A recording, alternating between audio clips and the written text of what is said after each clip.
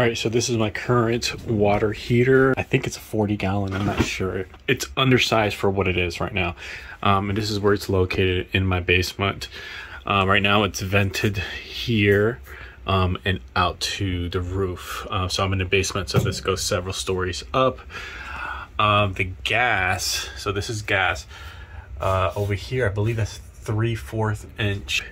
It comes all the way down here. And then it comes around to this. This is my cold and this is my hot. What I would like to do is get a tankless and have a tankless over here. So I would remove this whole thing. I do have my sump pump down there, so I know that it needs to be discharged, so we can discharge it right down to my sump pump. Additional joist all the way at the end that's available, where we can run PVC outside. And I also have power located right here because I know it needs power. So it's being occupied, but I can move things around so it's not being occupied. All right, so I got it installed by myself. This is a tankless water heater, a Rheem. It was 9.5 gallons. I think it's 199K BTU. It was my local Home Depot for about $1,200. I did call around before I even did this, and I got some insane quotes, and I'm not sure it's because of the epidemic or because I happen to be in a geographic area of Washington, D.C., but $7,000 to install this is the quote I got. All in all, with the price of this plus all the parts that go into doing this, I would say it was roughly $2,000. Or maybe right under $2,000 for me to install this.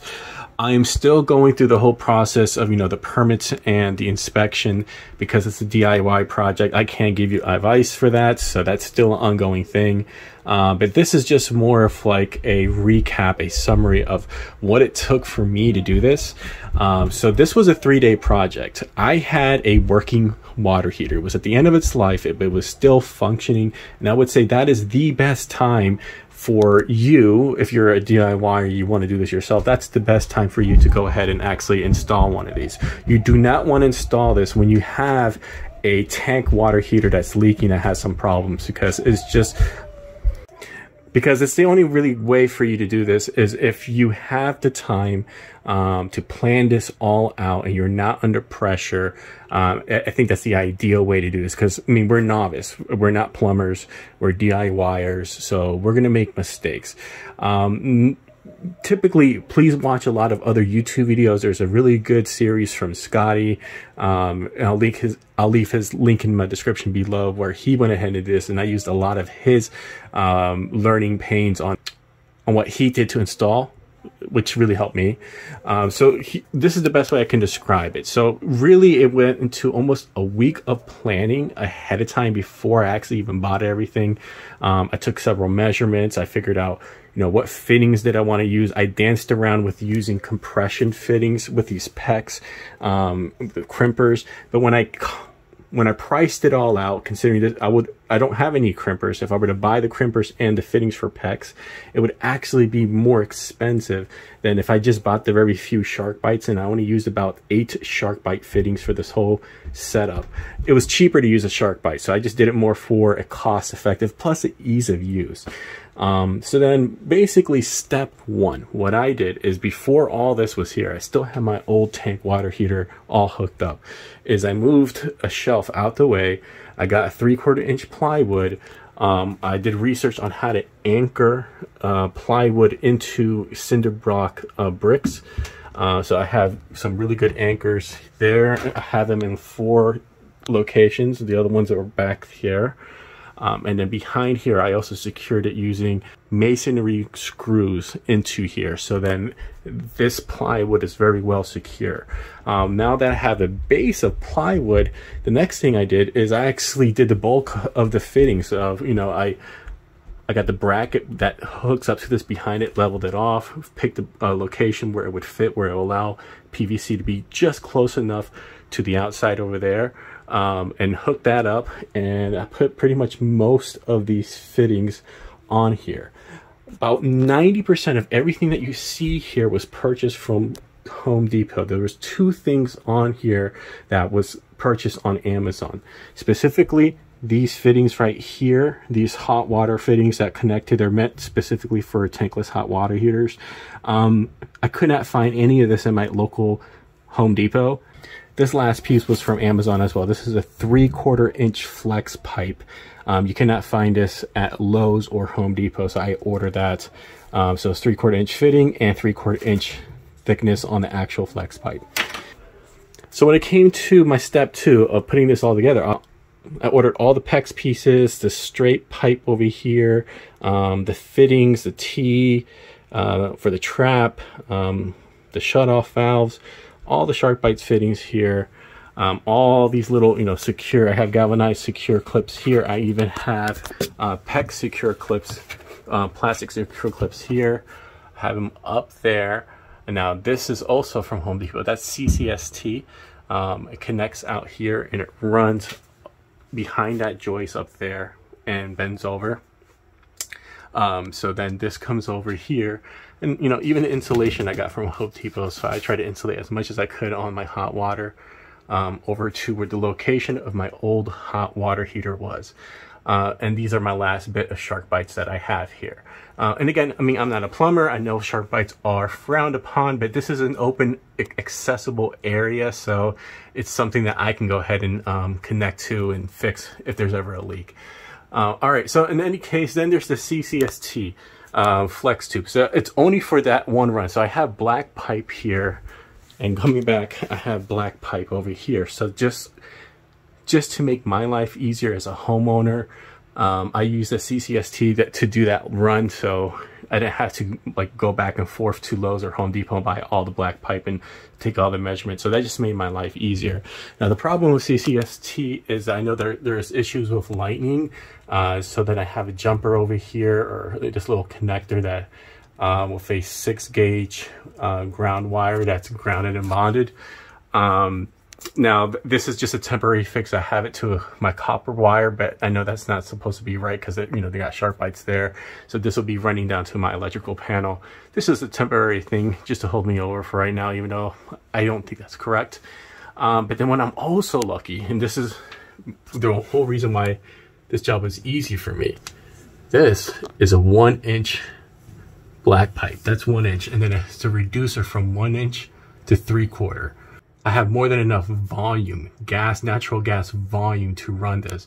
So 1-inch pipe that tees off to 3/4, and this is my HVAC, by the way. So this is teed off 3/4 inch with a trap down here for this high efficiency HVAC. And then that's 3/4 inch coming from that 1 inch all the way to this. So, that's more than enough. And I'm just really lucky to have that 1-inch pipe, so I didn't have to get any retrofit or any plumber to come here and make that big. That's probably the main reason why I decided to do this by myself, is when I realized that I have a 1-inch pipe of gas and a high efficiency HVAC that's only taking a 1/4 inch. I knew I had more than enough gas to run this. So again, that was step 2, is I had hooked all this up, hung it up. I did not have the vents though, but I hooked all this that you see at the bottom up, minus this drain valve, because that was still connected to my old tank water heater. But I ran all this and secured everything, just kind of left it dangling right around this area, but I didn't make any of the connections, and my water heater was still located here. Now my HVAC is a high efficiency unit. This was installed by a contractor about 6 years ago. It used 2-inch pipes as well too. So I kind of just followed what they did as a guidance of how to vent. So the way they did this is, so my intake terminates just right outside this brick wall. It's about a 4-inch clearance because there's a deck up right above it, about 3.5, 4 feet above the ground is a deck that you have to kind of crawl under here. And the intake has a 90 and just kind of sticks right outside there. But then the exhaust goes past 12 feet at the end of the deck with a 90-degree. So there's clearance between the intake and the exhaust isn't exhausting, underneath the deck. It has enough clearance to kind of clear any window. So I pretty much did the same thing for this, and this is where I spent the most amount of time. You would think this, which looks complex, was complex. Actually, this was easy. doing this, and again, I'm a novice homeowner, this is what took me forever to do. And now keep in mind, it is under a slope. It's hard to tell because it's between the joists, but it is sloping back to this. So I did the same thing. So intake pops right out with a 90-degree pulling down.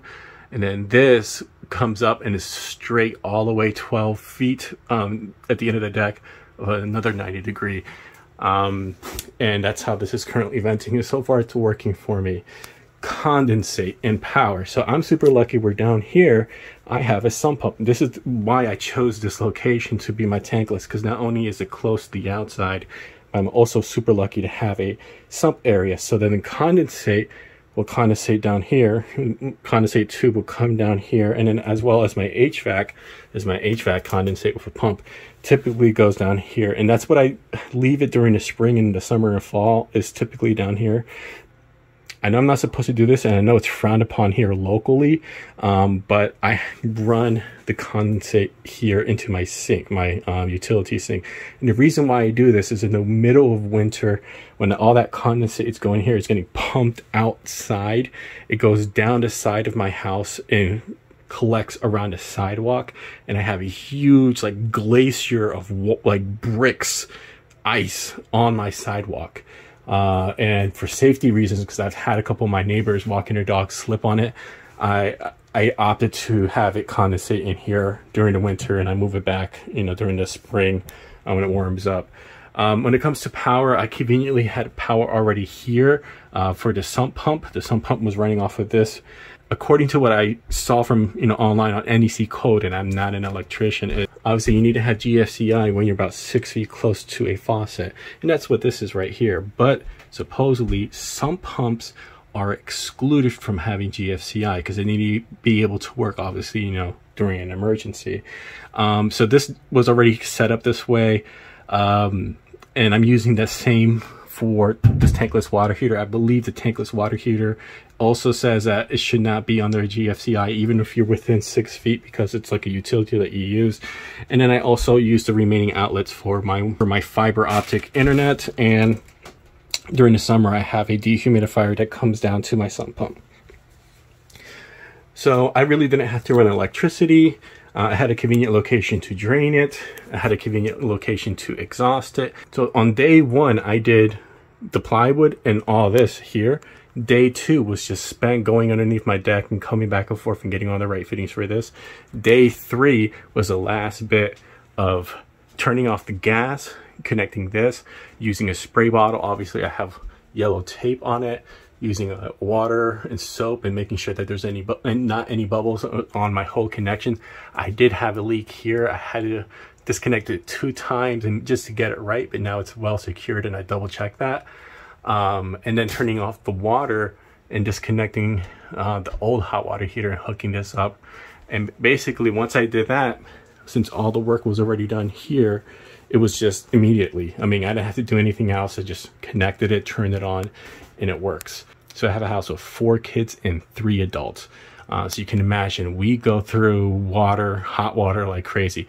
I don't know if there's going to be much of a savings when it comes to gas or water. The main reason why I got this is when it's time to take showers for everybody, conveniently somebody needs to either wash dishes or wash their laundry.